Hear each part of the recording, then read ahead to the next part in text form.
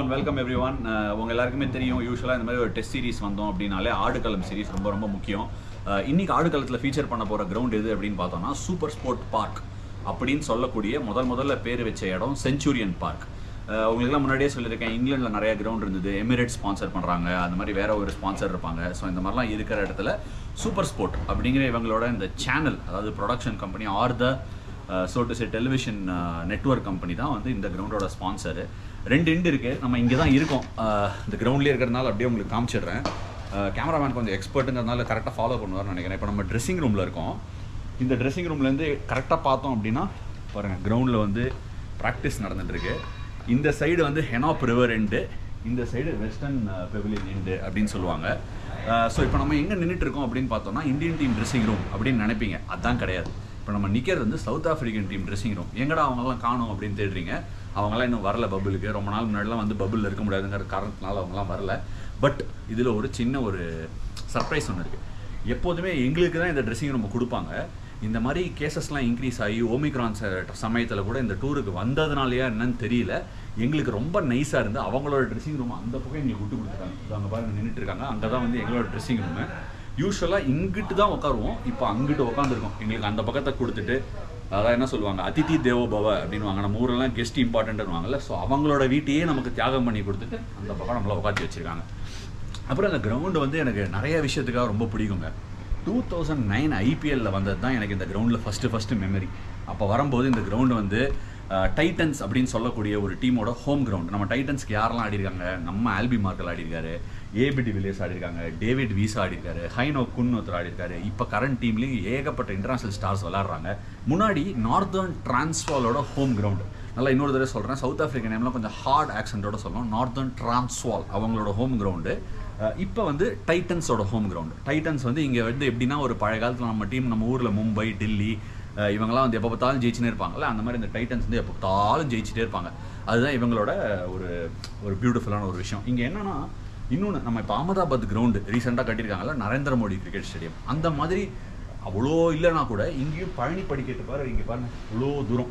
கிட்டத்தட்ட ப்ராக்டிஸ்லாம் போயிட்டு நல்லாலாம், அதுவும் வந்து ராகுல் பாய் வேறு நல்லா ப்ராக்டிஸ் பண்ண வைக்கிறாரா, பண்ணிவிட்டு மேலே நடந்து வந்துட்டு கீழே போனாலே போதுண்டாப்பா, இனிமேல் ப்ராக்டிஸ்லாம் பண்ண முடியாது. அந்த மாதிரி இடத்துல பாருங்கள் எத்தனை படிக்கட்டு பாருங்கள். இது வந்து இன்னும் மோசம் என்ன அப்படின்னா, போன தடவை இந்த செஞ்சுரியன் கிரவுண்ட் ஆப்வியஸ்லி என்னெல்லாம் நடந்ததுங்கிறத ஷேர் பண்ணிக்கிறவங்களோட, பட் அதுக்கு முன்னாடி போன தடவை இங்கே விளாடும் போது ஃபஸ்ட்டு டே சவுத் ஆஃப்ரிக்காக்கெல்லாம் வரும்போது ஸ்பின்னர் அவ்வளோ ஓவர் போடுவாங்களா, ஆனால் ஃபஸ்ட்டு டே அவ்வளோ ஓவர் போட்டுட்டு அப்படியே வரும்போது இந்த படிக்கட்டில் மேலே ஏறி வந்தவுடனே எப்பா குட் நைட்ப்பா அப்படிங்கிற மாதிரி அப்படியே படுத்து தூங்கிட்டேன். அவ்வளோ தூரம் இந்த படிக்கட்டில் ஏறி வரணும். ஸோ இப்போ இந்த கிரவுண்டில் மற்ற சில ஃபேவரட்டான ஸ்பாட்ஸ் இருக்குது. ப்ராக்டிஸ் ஃபெசிலிட்டி எங்கே, கிராஸ் பேங்க்ஸ். இந்த கிராஸ் பேங்க்ஸ்லாம் ரொம்ப கலர்ஃபுல்லாக இருக்குங்க. ஏகப்பட்ட மக்கள் வந்து நம்ம ஊரில் இதுக்கான வாய்ப்பு கிடையாது. அந்த கிராஸ் பேங்க்ஸ்லாம் உங்களுக்கு காட்டுறேன். அப்புறம் அந்த பக்கம் ஒரு கார்னர் ஒன்று இருக்குது.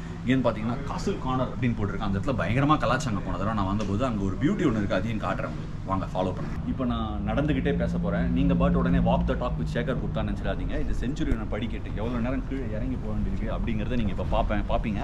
நானும் காட்டுறேன் பாருங்கள். பார்த்து நடந்து வேற போகணும். இங்கெல்லாம் குட்டியாக இருக்கும் ஸ்டெப்பு.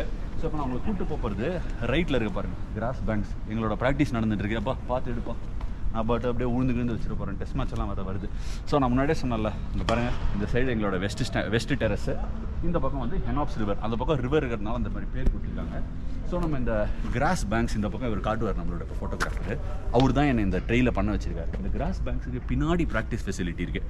ஸோ இந்த மேட்ச்சுக்கு என்ன சொல்லிட்டாங்கன்னா, கொரோனா டைம்ஸ்னால க்ரௌடே கிடையாது. பட் இங்கே பாருங்கள், சுற்றி அந்த பாக்ஸ்லாம் இருக்குது பாருங்கள். அங்கே ஜான் டியர் அப்படின்னு பாக்ஸ் இருக்குது. அப்புறம் இந்த பக்கம்லாம் பாக்ஸ் நிறையா இருக்குது. இந்த பக்கம் வரேன், இந்த பக்கம்லாம் பாக்ஸ் நிறையா இருக்குது. அந்த பாக்ஸில் மட்டும்தான் மக்கள் உட்காந்து மேட்சை பார்க்க போகிறாங்க அப்படிங்கிறத வந்து நமக்கு சொல்லியிருக்காங்க. இன்னும் கொஞ்சம் ஒரு இருக்கு நடந்து போகிறதுக்கு. ஸோ என்ன ஆச்சுன்னா, அகமதாபாத்தில் மேட்ச் ஆடும்போது அங்கேயும் இந்த மாதிரி தான். கரெக்டாக இனி பார்த்தேன் 99 படி என்னோட ஜெர்சி நம்பரில். ஸோ 99 படி அங்கே ரவி பாய், பரத் அருண் பாஜிலாம் வந்து மேட்ச் பார்க்குறதுக்கு கீழே வருவாங்க. வந்துட்டு கீழே போனோடனே ஐயோ போதும்பா அப்படின்னு சொல்லி கீழே இருந்தே மேட்ச் பார்த்துருவாங்க. இங்கேயும் அந்த மாதிரி ஒரு டக் அவுட் கொடுத்துருக்காங்க. ஒருவேளை உங்களால் ஏறி போக முடியலன்னா இங்கேயே உட்காந்துக்கங்க அப்படின்னு. போன தடவை வந்து ஒரு மழை பிரேக் வந்தது. இப்போ எடுக்கிறாரில் ஃபோட்டோகிராஃபர், சாரி எங்கள் மீடியாவில், அவர் தான் லாஸ்ட் டைம் இங்கே மீடியா மேனேஜராக வந்தார். அவருக்கு நல்லா ஞாபகம் இருக்கும். மழைலாம் பெஞ்சுது. மழை பெஞ்சிட்டு நாங்கள் மழை பிரேக் வரும்போது நான் பார்த்து எல்லோரும் இங்கேயே உட்காந்துட்டோம், மேலெல்லாம் போக முடியாது அப்படின்னு சொல்லிட்டு. இப்போ வந்து நம்ம கிராஸ் பேங்க்ஸ்லேருந்து பார்க்கலாம். எப்போதுமே வந்து மேட்சை நாங்கள் அந்த பக்கத்துலேருந்து உட்காந்து பார்ப்போம். இந்த பக்கம் இந்த பாருங்கள் கிராஸ் பேங்க்ஸ், இங்கெல்லாம் வந்து நல்ல கூட்டமாக வந்து உட்காந்துட்டு மேட்சை பார்த்துட்டு சூப்பராக என்ஜாய் பண்ணுவாங்க இந்த ஊர் மக்கள்லாம். நம்ம ஊரில் இந்த மாதிரி கிராஸ் பேங்க்ஸுக்கான ஒரு கல்ச்சர் கிடையாது. ஏன் அப்படின்னு பார்த்தீங்கன்னா மெயின்டைன் பண்ணுறது அவ்வளோ ஈஸி கிடையாது. ஒரு சில இடத்துல வெந்நீ அடிக்கும், ஒரு சில இடத்துல வந்து வெயில் பயங்கர ஜாஸ்தியாக இருக்கும். இந்த மாதிரி கிராஸும் வளர்கிறதுக்கான வாய்ப்புகள் இருக்காது. இந்த இடம் அதான் நான் சூப்பர் ஸ்போர்ட் பார்க்குன்னு சொன்ன இந்த இடம் வந்து செஞ்சுரியன்னு சொல்லியிருந்தால. ஸோ இந்த செஞ்சுரியன் கிரவுண்டு எங்கே அமைக்கப்பட்டிருக்கு அப்படின்னு பார்த்தோம்னா பிரெட்டோரியா, அதாவது சவுத் ஆஃப்ரிக்காவோட கேபிட்டல் பிரெட்டோரியா, அங்கே அமைக்கப்பட்டிருக்கு. இது ஜோஹானஸ்பர்க்லேருந்து ரொம்ப, அதாவது வந்து எப்படின்னா ஸ்டோன்ஸ் த்ரோ அப்படின்னு சொல்லுவாங்க, கல் எறிகிற தூரத்தில் இருக்குது அப்படின்னு சொல்லலாம், ஈஸி ஆக்சஸ்ஸு. இந்த ஜோஹானஸ்பர்கில் மொத்தம் 2 கிரவுண்டு, ஒன்று வந்து இந்த பிரெட்டோரியா, இன்னொன்று வந்து வாண்டரர்ஸ் வந்து ஜோஹானஸ்பர்க் சிட்டிக்குள்ளேயே இருக்குது. பிரெட்டோரியாங்கிறது கொஞ்சம் தள்ளி இருக்குது. இன்னும் கரெக்டாக சொல்லணும் அப்படின்னா எப்படி சொல்கிறது, மதுரையிலேருந்து திண்டுக்கல் எவ்வளோ தூரம் அந்த மாதிரி, சென்னையிலேருந்து கேளம்பாக்கம் எவ்வளோ தூரம் அந்த மாதிரி வந்து ஜோஹானஸ்பர்க்கும் பிரெட்டோரியாவுக்கும் உள்ள ஒரு டிஸ்டன்ஸு. ஸோ இந்த கிராஸ் பேங்க்ஸ் வந்து ஏன் நான் ரொம்ப நல்லாயிருக்கும் அப்படின்னு சொல்கிறேன்னா, ஃபேமிலியாக வந்துடுவாங்க. அதாவது கூட்டமானா இங்கெல்லாம் என்ன ஃபேமிலி, நம்ம ஊர்லலாம் தான் வந்து ஜாயிண்ட் ஃபேமிலினா ஒரு 10 பேர் 12 பேர் கொண்டது ஜாயிண்ட் ஃபேமிலினும். இங்கே வந்து அம்மா அப்பா பசங்க, அதுவே வந்து ஒரு ஃபேமிலி அப்படிங்கிற மாதிரி இங்கே வந்துடுவாங்க எல்லோரும் சேர்ந்துட்டு. ஒருவேளை அவங்க பக்கத்து வீட்டுக்காரர் எழுத்து வீட்டுக்காரர் எல்லோரையும் ஒன்றா கூப்பிட்டு வந்துட்டு, பசங்களெலாம் கூப்பிட்டு வந்துட்டு அப்பா அம்மாலாம் ஜாலியாக வந்து உட்காந்து மேட்ச் பார்ப்பாங்க. குழந்தைங்களாம் அழகாக ஸ்டம்ப் நட்டுட்டு விளையாடிட்டு இருக்கோம். சில சமயம் மழையெல்லாம் பெஞ்சிச்சுன்னா அங்கிட்டு இங்கிட்டும் சறுக்கி விளையாடுற மாதிரி மேலேன்னு சறுக்கி விளையாடுவாங்க. முன்னாடியே சொன்னல அந்த பக்கம் ஒரு கிராஸ் பேங்க்ஸ் இருக்குது பாருங்கள். அப்போ ஒரே செகண்ட் அதை மட்டும் காட்டிட்டு திருப்பி என்ன பக்கமா அந்த பக்கம் கிராஸ் பேங்க்ஸ் இருக்குல்ல. ஸோ அந்த கிராஸ் பேங்க்ஸில் தான் வந்து போன தடவை நான் சொன்னேன்ல, இங்கே சிஎஸ்கே விளையாடி ரைனா வந்து 99 100 அப்படிங்கிற டவுட் வந்த இடம் இந்த கிரவுண்டில் தான். அந்த மேட்ச்சுக்கு முந்தின மேட்ச்சுன்னு நினைக்கிறேன், ஒரு செம்ம மழை. அதுவும் அந்த மேலே தெரியுது பாருங்கள், அங்கேருந்து பசங்கள்லாம் வந்து மழையில் அப்படியே சறுக்கினே கீழே வந்தாங்க. நம்ம ஊரெல்லாம் இந்த வால்பாறை கொடைக்கானல்லாம் வந்து இந்த மலையிலேருந்து சறுக்கின்னு வருவாங்கல்ல, அந்த மாதிரி சறுக்கின்னு வருவாங்க. அதெல்லாம் பார்க்கறதுக்கு ரொம்ப சந்தோஷமாக இருக்குது. நம்மளை கூட சேர்த்துக்க மாட்டாங்களா அந்த மாதிரி ஆட்டத்திலாம் பார்ப்பேன். சரி, சூப்பர் ஸ்போர்ட் பார்க் என்னப்பா நிறைய கதை பேசுகிற, கிரிக்கெட்டை பற்றி பேச அப்படின்னு கேட்பீங்க.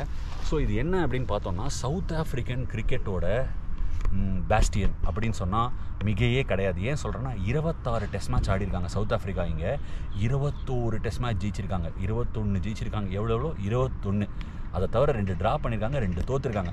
மொத்தமாக 2 தான் தோற்றுருக்காங்க. ஆம்லா, காலிஸ், ஏபி, இவங்க 3 பேர் தான் ஹையஸ்ட் ரன் கெட்டர்ஸ் இந்த கிரவுண்டில். எல்லாருமே கிட்ட தான், அதாவது எப்படி எல்லாருமே டி நகர், கோடம்பாக்கம், அசோக் நகர் அந்த மாதிரி தான் பக்கத்தில் almost similar amount of runs அடிச்சிருக்காங்க. இங்கே வந்து சவுத் ஆஃப்ரிக்கா இப்போது ஒரு பயங்கர வின்னிங் ஸ்ட்ரீக்கில் இருக்காங்க. கடைசியாக 2018, 19, 20 ஆன டெஸ்ட் மேட்ச்சில் 3 ஜெயிச்சாங்க. அதுக்கு முன்னாடி எங்களோட ஒன்று ஆடினாங்க, அதையும் ஜெயிச்சாங்க. இங்கே 2017 சீசனில் 7 மேட்ச் வின்னிங் ஸ்ட்ரீக்கில் இருக்காங்க இந்த பர்டிகுலர் கிரவுண்டில். ஸோ அங்கே தான் நம்ம அவங்கள பாக்ஸிங் டே டெஸ்ட்டில் சந்திக்க போகிறோம். பாக்ஸிங் டே டெஸ்ட்டு நாங்கள் போன தடவை கேப் டவுனில் ஆடினோம், பட் இந்த தடவை செஞ்சுரியனுக்கு கொடுத்துருக்காங்க. இது செஞ்சுரியனோட 4வது பாக்ஸிங் டே டெஸ்ட். இது ஒரு ஆனுவல் அஃபேராக பாக்ஸிங் டே டெஸ்ட் இங்கே ஆடுவாங்களா அப்படிங்கிற இனிமேல் தான் பார்க்கணும். ஏன்னா ஆஸ்திரேலியாவில் பாக்ஸிங் டே டெஸ்ட் அப்படின்னாலே எம்சிஜியில் தான் நடக்கும். சரி, ப்ராக்டிஸ் ஃபெசிலிட்டி இங்கே இருக்குது. ப்ராக்டிஸ் ஃபெசிலிட்டி, கிரவுண்டு, இது 2 ரொம்ப முக்கியமான ஒரு ஃபீச்சர். இங்கே கிரவுண்டு ஏன் ஃபீச்சர்னால் இந்த கிராஸ் பேங்க்ஸ், இது ஒரு பெரிய ஃபீச்சர். அப்புறம் அந்த காசில் கார்னர், அங்கேருந்தும் உங்களை சந்திக்கிறேன்.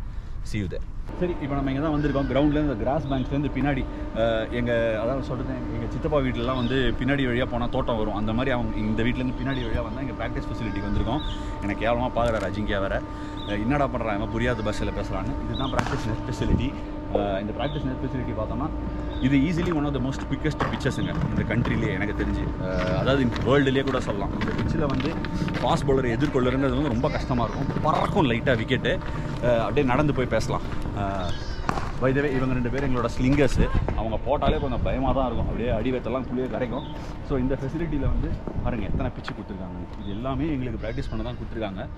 ஸோ இந்த பிச்சில் வந்து யார் பேட்டிங் ஆடுறாங்க, அவர் என்ன சொல்கிறாருலாம் கேட்டு காசிப்லாம் கேட்காதீங்க. இங்கே எத்தனை பிச்சு இருக்குது பாருங்கள், கிட்டத்தட்ட எங்களுக்கு 4 பிச் அவைலபிளாக வச்சுருக்காங்க. அதை தவிர ஒருவேளை இந்த பக்கம் பிச்சு, என்னோட சஸ்பிஷன் படி இந்த பக்கம் பிச்செல்லாம் வந்து இந்தியாவுக்கு விளையாட கொடுப்பாங்க. அப்படியே இந்த பக்கம் திருப்பணும் அப்படின்னா ஈஸ்ட்லேருந்து வெஸ்ட்டு, சன் எங்கேருந்து உதிக்குது ஈஸ்ட்டில், இந்த பக்கம் இன்னொரு பக்கத்தில் சவுத் ஆஃப்ரிக்காவுக்கு நெட்டு கொடுப்பாங்க அப்படின்னு நினைக்கிறேன். 2 சைடையும் ஃப்ரெஷ்ஷாக வச்சுப்பாங்க. இங்கே ப்ராக்டிஸ்லாம் முடிஞ்சிச்சு அப்படின்னா இந்த சைடு ஃப்ரெஷ்ஷாக வச்சுப்பாங்க. இங்கே பொறுத்த வரைக்கும் இதோட பெரிய ப்ராக்டிஸ் ஃபெசிலிட்டிஸ்லாம் நிறைய இருக்குது வேர்ல்டில். இன்னும் பெருசாக இருக்கும் ஏரியா, ஏக்கர் கணக்கில் நிறைய இடத்துல இருக்கும். பி கிரவுண்ட் வச்சுருப்பாங்க பாருங்கள். மெட்ரோ வேறு போகுது. நான் 2009 வந்தபோது இந்த மெட்ரோலாம் கிடையாதுங்க, அதெல்லாம் புதுசாக வந்திருக்கு. அதை தவிர இந்த இடத்த பார்த்தா எனக்கு ரிசம்பிளன்ஸ் எங்கே தோணுது அப்படின்னா, வெஸ்டர்ன் ஆஸ்திரேலியாவில் இருக்கக்கூடிய வேக்கா ஸ்டேடியமில் பேர்த்தோட கிரவுண்டில் இதே மாதிரி தாங்க இருக்கும். இன்னும் கொஞ்சம் லாங்காக இருக்கும். அந்த பக்கம் ஒரு 10 நெட்டு, இந்த பக்கம் ஒரு 10 நெட்டு அப்படி கொடுத்துருப்பாங்க. இதுதான் செஞ்சுரியனோட ப்ராக்டிஸ் ஃபெசிலிட்டி. இப்போ நான் உங்களை காசில் கார்னர் கூப்பிட்டு போகிறேன். நான் முன்னாடியே சொன்ன மாதிரி நான் இந்த இடத்துக்கு வந்திருக்கேன். என்னோட ஃபேவரட் இடம். நான் மேட்ச் அந்த பக்கத்துலேருந்து பார்க்கும்போது போன தடவை நிறைய பேர் கலாச்சிட்டே இருந்தாங்க. என்னடா கலாய்கிறாங்க அப்படின்னு பார்த்தா இதுதான் அந்த காசில் கார்னர். இங்கே நல்ல ஃபேமிலிஸ்லாம் வந்து டிக்கெட் வாங்கிட்டு ஸ்விம்மிங் பூல் இருக்குது. ஸ்விம்மிங் பூலில் குதிச்சிருவாங்க வெயிலுக்கும். அதுக்கும் போன தடவை பயங்கர ஹியூமிடாக இருந்தது, வெயிலாக இருந்தது. ஸ்விம்மிங் பூலில் உட்காந்துன்னு ஜாலியாக அவங்க சில் பண்ணுவாங்க. நம்ம கஷ்டப்படுவோம், அவங்க சில் பண்ணிவிட்டு மேட்ச் பார்த்துட்டு அப்படியே கிண்டல் பண்ணுவாங்க. நம்மளை எங்கள் பவுண்டரியில் எனக்கு வந்தோடனே ஹே என்ன வரியா ஸ்விம்மிங் பூலுக்கு வரியா, அங்கே ஒன்றும் பண்ணல, எங்கேயாவது வந்து ஜாலியாக பேசு அப்படின்வாங்க. இந்த மாதிரிலாம் கிண்டல் பண்ணுவாங்க. நல்ல ஒரு பேண்டர் இருக்குங்க. இந்த மாதிரி அகைன் இந்தியாவில் எந்த கிரவுண்டில் இந்த மாதிரி இன்ஃப்ரா கிடையாது, ஃபெசிலிட்டி கிடையாது, ஸ்விம்மிங் பூல் இருந்துகிட்டே இருக்கிறதுக்கு. ஸோ யா, இது என்னோடய ஃபேவரட் கார்னரு. இதை நீங்களும் பார்த்து என்ஜாய் பண்ணுங்கள். ஒரு மாதிரி லாங் ஷாட்லேருந்து காட்டுப்பா. ஸோ இதுதான் அந்த ஹோல் ஏரியா. இதே ஃபுல்லாக இங்கே பாருங்கள் காசில் கார்னர்னு சொல்லிட்டு அங்கே ஒரு பார் மாதிரி இருக்குது. அந்த பார்லேருந்து தான் ஆப்வியஸ்லி இவங்க ட்ரிங்க்ஸ் வாங்கிப்பாங்க. பூலில் இருக்கும்போது என்ன ஜாலியாக என்ஜாய் பண்ணோன்னு வந்தவங்களுக்கு ட்ரிங்க்ஸ் எல்லாமே எப்படி ட்ரிங்க்ஸ் குடிச்சிட்டு அப்படியே ஜாலியாக இருக்க வேண்டியதான். சரி, நீங்கள் எல்லாருமே வந்து இந்த கிரவுண்ட் டூரை என்ஜாய் பண்ணியிருப்பீங்கன்னு நினைக்கிறேன். ப்ராக்டிஸ் ஃபெசிலிட்டி காமிச்சேன், அதுக்கப்புறமா உங்களுக்கு கிரவுண்டை காமிச்சேன், கிராஸ் பேங்க்ஸு, ஸ்விம்மிங் பூலு, இந்த மாதிரி ஏகப்பட்ட சமாச்சாரம் இருக்குது இந்த கிரவுண்டில். ஒரு சில விஷயங்களை வந்து இன் டெப்த் என்னால் சொல்ல முடியல, ஏன்னா கிரவுண்ட் டூர் கூட்டு போனதுனால. ப்ராக்டிஸ் ஃபெசிலிட்டி பார்த்தீங்க. அதை தவிர வந்து ட்ரெஸ்ஸிங் ரூம்ஸை பற்றி உங்களுக்கு என்னென்ன அப்படிங்கிற லே அவுட்டை காமிச்சேன். ஸோ பேசிக்லி உள்ள ட்ரெஸ்ஸிங் ரூம் இருக்கும், அதுக்கப்புறம் வெளியில் வியூவிங் ஏரியா இருக்கும். இப்போ கோவிட்னால க்ரௌட்ஸும் இல்லை அவ்வளோவா, வெறும் பாக்ஸில் மட்டும்தான் ஆளுங்க இருப்பாங்கிறத உங்ககிட்ட சொல்லிட்டேன். ஸோ இப்போ நம்ம என்ன பார்க்கலாம்னா, செஞ்சுரியனில் என்னோட ஞாபகங்கள் மற்றும் அதன் உள்ள ரெக்கார்ட்ஸ். உங்ககிட்ட முன்னாடியே சவுத் ஆஃப்ரிக்கா வந்து இது ஒரு பேஸ்டியன், அவங்களுக்கு ஒரு பயங்கரமான ஒரு ஹண்டிங் கிரவுண்டாக இருந்திருக்கு அப்படிங்கிற விஷயத்த உங்களுக்கு சொன்னேன். பட் இந்தியா இங்கே எத்தனை மேட்ச் ஆடிருக்காங்க அப்படின்னு பார்த்தோம்னா, இந்தியா இங்கே வந்து 2 டெஸ்ட் ஆடிருக்காங்க கடந்த டெக்கேடில். ஒன்று வந்து 2010 விளையாடிருக்காங்க, அதுக்கப்புறமா இன்னொன்று வந்து 2018 விளையாடிருக்காங்க. 2010 எப்படா விளாடினாங்க அப்படின்னு கேட்டிங்கன்னா, 2011 வேர்ல்டு கப். இந்தியா வந்து நம்ம ஜெயிச்சோம் இல்லையா அந்த வேர்ல்டு கப்பு. பயங்கரமாக பாருங்கள், பேர்ட்ஸ்லாம் நல்லா கூப் பண்ணுது. இங்கே எங்களோட ஹோட்டல் கம்ஃபர்ட்லேருந்து நான் இந்த பர்டிகுலர் செக்மெண்ட் வந்து உங்களுக்குலாம் கொண்டு வந்துட்டுருக்கேன். ஸோ பேசிக்லி அந்த 2010 வேர்ல்டு கப்புக்கு முன்னாடி ஒரு ஓடிஐ சீரிஸ் ஆடுவோம் இங்கே சவுத் ஆஃப்ரிக்காவில். ஸோ அந்த சீரீஸ்க்கு வந்து ஓடிஐ லெக்கில் பார்ட்டிசிபேட் பண்ணுறதுக்காக நான் வந்திருந்தேன். ஹர்பஜன் சிங் அந்த டூரில் வந்து கேப் டவுனில் போய்ட்டு ஒரு 7 விக்கெட்ஸ் எடுப்பார் லேட்டர் ஆன். பட் அதில் ஃபஸ்ட்டு டெஸ்ட் எப்போவுமே அப்போலாம் என்ன சொல்லுவாங்கன்னா, இந்தியா ஃபஸ்ட்டு டெஸ்ட்டு கொஞ்சம் ஃபீலர் டைம் கிடைக்கும் அப்படின்வாங்க. அதுக்கு காரணம் என்ன அப்படின்னு நீங்கள் பார்த்தீங்கன்னா, பல பேர் சொல்லுவாங்க ஃபஸ்ட்டு டெஸ்ட்டு வந்து இந்தியா எப்போவுமே கொஞ்சம் அப்படி ஸ்டார்ட் பண்ணுவாங்க, அதுக்கப்புறம் பிக்கப் பண்ணுவாங்க. எதனால அப்படின்னு பார்த்தோம்னா, நிறைய டைம் கிடைக்காது. கிரிக்கெட் ஸ்கெட்யூல்னால பிட்வீன் டூர்ஸ் எக்கச்சக்க டைம் கிடைக்காதனால அந்த அடாப்டேஷன் ஃபேஸ் சம்டைம்ஸ் எடுக்கும். என்னடா அப்படி பெரிய அடாப்டேஷன் ஃபேஸ் அப்படின்னு யோசிச்சிங்கன்னா, ஃபர்ஸ்ட் ஆஃப் ஆல் இந்த ஜோஹானஸ்பர்க் அப்படிங்கிற ஊர் வந்து ரொம்ப ஹை ஆல்டிடியூடில் இருக்குது. இதை வந்து சவுத் ஆஃப்ரிக்காவில் ஹை ஃபெல்ட் அப்படின்னு சொல்லுவாங்க. ஹை ஃபெல்ட் அப்படின்னா மேல் நோக்கி இருக்குது, மேல் இடத்துல இருக்குது அப்படிங்கிறத தான் இவங்க அந்த மாதிரி சொல்கிறாங்க. நான் உங்ககிட்ட பிரெட்டோரியா, ஜோஹானஸ்பர்க் என்ன தூரம், 2 கிரவுண்டு எல்லாத்தையும் சொல்லியிருந்தேன். ஸோ இங்கே ஜென்ரலாக என்ன ஆகுனா, ஏர் ரொம்ப தின்னாக இருக்கும். பால் சும்மா அப்படி தூக்கி தட்டினீங்கன்னா கூட பால் ரொம்ப தூரம் ட்ராவல் ஆகி போய் விடும். அதுக்கப்புறமா பால் போட்டால் கூட கொஞ்சம் ஃபாஸ்ட்டாக போகும். And pace and carry obviously பிச்சோட ஒரு விஷயம். அந்த ப்ராக்டிஸ் ஃபெசிலிட்டி உங்களுக்கு காமிச்சால அந்த பிச்சில் சும்மா பறக்குங்க பால். லாஸ்ட் டைம் கூட ஞாபகம் இருக்குது, நம்ம முரளி விஜய் வந்து ஆடுவார். அப்படி ஃபஸ்ட்டு பால் நம்ம த்ரோ டவுன் ஸ்லிங்கர் ரகு போடுவார். சும்மா சக்கு புக்கு அப்படின்னு தலைக்கிட்ட அப்படி போவோம், அப்படி கழுத்து வழியாக. அப்போ சொல்லுவார், டேய் ஒரு 2 நிமிஷம் பார்க்க விட்ற பால், அதுக்கப்புறமா ஆடு அப்படின்னு. சும்மா ஒரு ஃபன்னி மொமெண்ட்டு. எனிவே நான் அந்த 2018க்கு வரது மாதிரி 2010 பற்றி சொல்கிறேன். பொதுவாக பெரும்பாலுமே இங்கே பார்த்தோன்னா அந்த விக்கெட்டில் வந்து ஹார்டாக இருக்கிறதுனால மாய்ஸ்சரோட ஸ்டார்ட் பண்ணுவாங்க, கொஞ்சம் ஈரப்பதத்தோட கேமை ஸ்டார்ட் பண்ணுவாங்க. அந்த மாதிரி ஸ்டார்ட் பண்ணால் தான் ரொம்ப ட்ரை ஆகி விக்கெட் உடஞ்சி போகாது அப்படின்னு சொல்லி ஸ்டார்ட் பண்ணுவாங்க. அதே மாதிரி ஒரு டேம் விக்கெட்டில் கொஞ்சம் ஒரு மாதிரி சுமாராக டேம் பார்த்து ராகுல் பாய் கிட்ட கூட பேசிகிட்டு இருந்தேன். அந்த மேட்ச் இந்தியா ஃபஸ்ட்டு பேட்டிங் ஆடி ஆல் அவுட் ஆகிடுவோம். ஒரு 135, 136 ஆல் அவுட் ஆகிடுவோம். திருப்பி அவங்க சாதாரணமாக இல்லைங்க, 600 ரன்னு கிட்ட அடிச்சிருவாங்க சவுத் ஆஃப்ரிக்கா. யார் ஆஸ் யூஷுவல் நான் முன்னாடியே சொன்னேன் இல்லையா உங்ககிட்ட, ஹையஸ்ட் ரன் கெட்டர்ஸ் இந்த செஞ்சுரியன் கிரவுண்ட் யாருன்னு பார்த்தோன்னா ஆம்லா, காலிஸ் அண்ட் நம்ம ஏபிடி. இன்ஃபேக்ட் கேலிஸோட ஒரு ஹைலைட்டு, யானைக்கு எத்தனையோ ஹைலைட்ஸ் இருக்குது அப்படிங்கிற மாதிரி இல்லாமல் இது நிஜமாகவே ஒரு ஹைலைட்டு. அவரோட அவ்வளோ 1000 ரன்களில் அவ்வளோ செஞ்சுரியில் அவர் அடித்த ஒரே டபுள் செஞ்சுரி அந்த மேட்ச்சில் தான் அடித்தார். இங்கே ஏபிடியும் 100 அடித்தார், ஆம்லாவும் 100 அடித்தார், யூஷுவல் சஸ்பெக்ட்ஸு. அந்த மேட்ச்சில் ஸ்டெயின் ஒரு 4 விக்கெட் ஆல் எடுத்தார். பட் இந்தியா ஃபஸ்ட்டு டேம்பாக இருந்து கொஞ்சம் மாட்டினோண்டா, ஆனால் நாங்கள் லேஸ் பட டீம் இல்லடா அப்படின்னு சொல்கிற மாதிரி செகண்ட் இன்னிங்ஸில் ஒரு நல்ல ரெஸ்பான்ஸு. 450 ரன்னுக்கு மேலே அடித்தோம். சச்சின் டெண்டுல்கர் ஒரு பியூட்டிஃபுல் 150 ஒன்று கன்ஸ்ட்ரக்ட் பண்ணுவார். அந்த 150ல் ஒரு 100 கன்ஸ்ட்ரக்ட் பண்ணுவார். அதில் என்ன ஹைலைட் அப்படின்னு பார்த்தோன்னா, ஸ்டெயினுக்கும் சச்சின் பாஜிக்குமான அந்த பேட்டில். பயங்கரமான ஸ்பெல்லு போடுவார் ஸ்டெயின். பட் சச்சின் டெண்டுல்கர் அதை பயங்கரமாக கவுண்டர் பண்ணி ஆடுவார். அதை வந்து பல cricket experts and cricket follow பண்ணுற ஃபேன்ஸ் எத்தனையோ பேர் அதை அப்லோட் பண்ணியிருக்காங்க அந்த ஒரு பர்டிகுலர் பேசேஜ் ஆஃப் பிளேயை. அதுக்கப்புறம் 2018 இன்ஃபேக்ட் அதே செஞ்சுரியன் கிரவுண்டில் தான் அந்த 5 மேட்ச் ஓடிஐ சீரீஸில் ஒரு யூசுப் பட்டான் பிளிட்ஸ்கிரீக் ஒன்று நடக்கும். கடைசி ஓடிஐ, நம்ம வேர்ல்டு கப்புக்கு போகிறதுக்கு முந்தின கடைசி ஓடிஐங்க. அந்த செஞ்சுரியனில் எல்லா விக்கெட்டும் விழுந்துடும். ஒரு யூசுப் பட்டான் ஒரு நாக் ஆடுவார், இன்னும் கூட கண்ணில் வந்து போகுதுங்க. பயங்கர வெனமஸாக ஒரு அட்டாக்கை லான்ச் பண்ணுவார் சவுத் ஆஃப்ரிக்கன் பவுலர்ஸ் மேலே. அதில் ஒரு பயங்கரமான சிரிப்பு என்ன அப்படின்னா, நான் இன்டர்நேஷ்னல் கிரிக்கெட்டில் ஓடிஐ டெபியூ பண்ணி கிட்டத்தட்ட வந்த ஃபஸ்ட்டு 4 கேட்சை விட்டுட்டேன். எல்லாமே பயங்கர நர்வஸாக இருக்கும், கையெல்லாம் கிடுக்கிட்டுன்னு ஆடும். ஆனால் நிறைய ஃபீல்டிங்கில் ஒர்க் பண்ணியிருந்தேன். ஏன்னா அது நர்வஸாக இருக்குங்க இந்தியன் டீம் உள்ளே போகும்போது, பெரிய அக்கேஷன், பெரிய ஸ்டேஜில். ஸோ அந்த மேட்சும் அப்படி தான். யாரோ வெளில வருவாங்க, ஃபீல்டிங்கு போவேன், தோனி வந்து என்னை ஷார்ட் ஸ்கொயரில் நிறுத்துவார், சுரேஷ் ரெய்னா போடுவார், ஹஷிம் அம்லா புல் அடிப்பார் அந்த ஒன் டே மேட்ச்சில், யூசுப் பட்டன் அடிச்ச மேட்ச்சில். அப்படின்னு சக்குன்னு அப்படியே கை அப்படி பர்ஸ்ட் பண்ணி ஒரு கேட்ச் போயிடும். இது என்னோட memories of early days in Centurion. அதுக்கப்புறம் உங்ககிட்ட சொன்ன அந்த சுரேஷ் ரெய்னாவோட அந்த 99 100 ஒரு டவுட்டு, நல்ல ஒரு எக்ஸ்பீரியன்ஸுங்க அந்த டைமில். இன்ஃபேக்ட் ராஜஸ்தான் ராயல்ஸ் சிஎஸ்கே வந்து ஒரு போல் அவுட் பண்ணுவோம், ரொம்ப லோ ஸ்கோருக்கு போல் அவுட் பண்ணுவோம் அந்த கிரவுண்டில்.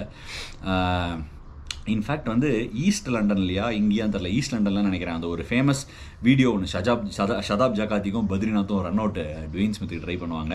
அது சவுத் ஆஃப்ரிக்காவில் அந்த ஐபிஎல் தான் நடந்தது. பட் அது ஈஸ்ட் லண்டன் நினைக்கிறேன், எனக்கு அது ஈஸ்ட் லண்டனாக செஞ்சுரியனான்னு சரியாக ஞாபகம் இல்லை. அண்ட் அடுத்து 2018 நாங்கள் ஆடின டெஸ்ட் மேட்ச்சு ரொம்ப ஒரு எல்லோரும் என்ன சொல்லுவாங்க, இங்கே வந்தோடனே நிறையா ஃபாஸ்ட் பவுலர்ஸ்க்கு ஹெல்ப் இருக்கும்னு. First day of test match போவேன், கேப் டவுனில் ஃபஸ்ட் மேட்ச் ஆடுவோம், பவுலிங் பெருசாக கிடைக்காது, பச்சை விக்கெட்டு, க்ரீன் மாம்பா அப்படின்வாங்க இந்த நெக் ஆஃப் த வுட்ஸில் சவுத் ஆஃப்ரிக்காவில் அந்த மாதிரி பிக்சர்ஸை கேப் டவுனில். அப்புறம் இங்கே வந்தோம் செஞ்சுரியனில். ஒரு பியூட்டி என்னென்னா, செஞ்சுரியனில் நான் விளாட மாட்டேன்னு நினச்சேன். ஏன்னா ஃபஸ்ட்டு டெஸ்ட் விளாடுவோம், ஒரு மாதிரி தோற்றுருவோம், ஆனால் பேட்டிங் டீசெண்டாக ஆடி இருப்பேன் கேப் டவுனில். செகண்ட் டெஸ்ட் இங்கே வரும்போது ஸ்பின்னருக்கு ஒன்றுமே இருக்காது, ஆட மாட்டாங்க அப்படிங்கிற மாதிரி இருந்தது. அப்புறம் மேட்ச்சுக்கு முந்தின நாள் ஒரு மாதிரி ட்ரையாக இருக்குது கிராஸ், ஸ்பின்னர் ஆடலாம் அப்படின்னு சொல்லி ஆட வச்சாங்க. ஃபஸ்ட்டு டே ஒரு 30 ஓவர் கிட்டே போட்டுருவாங்க, எக்ஸாக்டாக ஞாபகம் இல்லை. ஆனால் வந்து ஒரு 2-3 க்ளோஸ் மிஸ்ஸஸ் போகும். இருக்குடா 5 விக்கெட் ஹால் அப்படின்னு நினைக்கும் போது கிட்டத்தட்ட ஒரு 3-4 கேட்ச் விட்டுருவோம் அந்த மேட்ச்சில். ஃபஸ்ட்டு டேயே வந்து 3 விக்கெட் எடுத்துருவேன். நம்ம Aiden Markram, Dean Elgar and Quinton de Kock top 6ல் 3 விக்கெட் எடுப்பேன். அது ஒரு செம்ம மெமரி. அடுத்த நாள் வந்து மார்னே மார்க்கல் அவுட் ஆகுவேன். ரபாடாக்கு ஒரு கேட்ச் இங்கே போகும், 2-3 கேட்ச் போகும் ரபாடாக்கு. But was not meant to be. நமக்கு இல்லை அப்படின்னா இல்லை, அவ்வளோதான். அது சில சமயம் நடக்கும் கிரிக்கெட்டில், அது காமனாக நடக்கிற விஷயம். அதுக்கப்புறம் ஒரு Virat Kohli master class. First இன்னிங்ஸில் ஒரு பயங்கரமான 100, ஒரு 150 யார்டு வேற மாதிரி கன்ஸ்ட்ரக்ட் பண்ணுவார். ஆல்மோஸ்ட் லீட் எடுத்து முன்னாடி போய்ட்டோம்டா, இந்த டெஸ்ட் மேட்ச் நம்புதுரா அப்படின்னு நினைக்கும் போது ஒரு ஹார்திக் பாண்டியாவோட ரன் அவுட் ஒன்று, நல்ல பார்ட்னர்ஷிப் போயிட்டுருக்கோம்.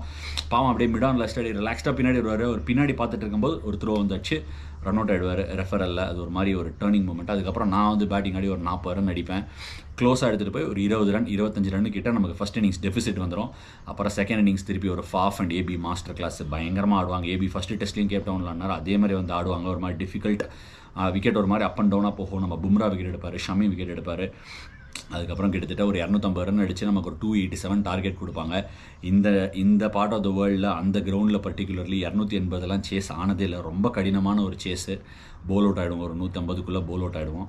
ஸோ அது நமக்கு போகலை, அந்த டெஸ்ட் நம்ம சைடு போகலை. இப்போ இந்த சீரீஸ் எப்படி போகுது அப்படிங்கிறதுக்கு நம்ம ராகுல் டிராவிடர் வந்திருக்காரு. விராட் கோலி திருப்பி looking forward to 71st run.